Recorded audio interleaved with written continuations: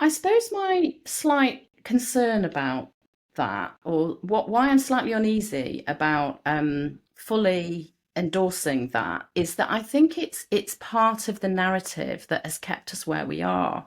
Hmm. Um, it's almost the narrative of, well, it's not even worth trying anything unless we have all of these big important people with the hierarchical power are going to Hmm. support us.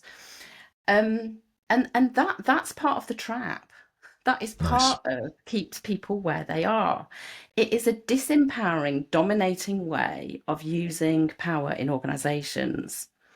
And part of what I work with people on is to escape their own beliefs about their agency at work, um, and I talk to people about stop being a triangle, stop being a triangle, um, stop fitting into what where you believe you fit and what that therefore means about you, your influence, your power, and start working.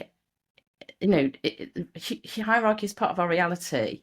These invested and dominant ways of using power are part of our reality, but it doesn't have to be the whole reality.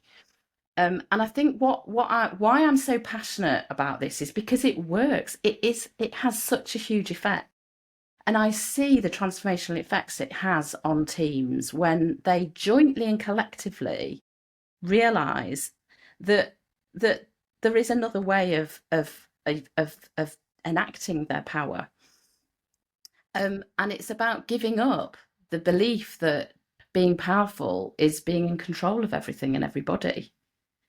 um uh so the whole argument around, well, if the overall context doesn't change, it's not fertile ground. I'm not persuaded. Let's put it that way. I've been brainwashed around that for years and years and years, and I'm still quite skeptical about it. So And let and the I work see happen. evidence. Yeah, Yeah, let the well, work happen. Let let it. the work Let's do happen. that Let work. people find their power and influence. Let people escape the cultural norms that we're conditioned into, and yeah, let's support people to then use all of that new energy, because it does release huge energy. This to connect differently as human beings. So actually, make place for the work. Allow people then to live with it. Don't forestall it or negate it by a presumption or a pre kind of expected kind of response.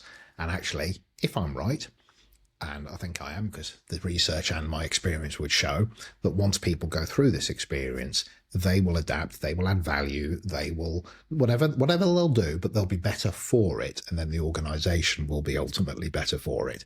However, how that might manifest, you know, don't know yet because we haven't done the work. But in reality, if we don't do the work, how is that going to help you?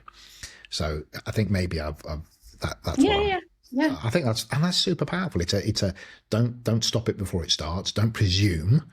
Let it do its work. Give it as much space as you can to happen, and that it feels then is very generative. And I think one last thing I would just add that we haven't necessarily touched on, but I was reminded of when you were talking about the slides on the PowerPoint. I often work with people and say, look, don't look at the wall, don't look at the screen. We're not going to get any answers or any change looking at the wall.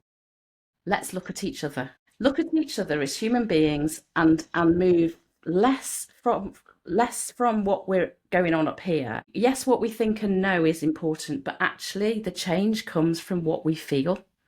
It comes from how we feel. It comes from our emotion, because our emotion is the energy that leads to behavior change. Our emotion affects what we think, and what we think and what we feel then affects the way we interact. And so as much of my work with people is helping them connect in terms of their feelings, emotions, and the energy of that, as it is anything about what might be right or wrong at a cognitive level.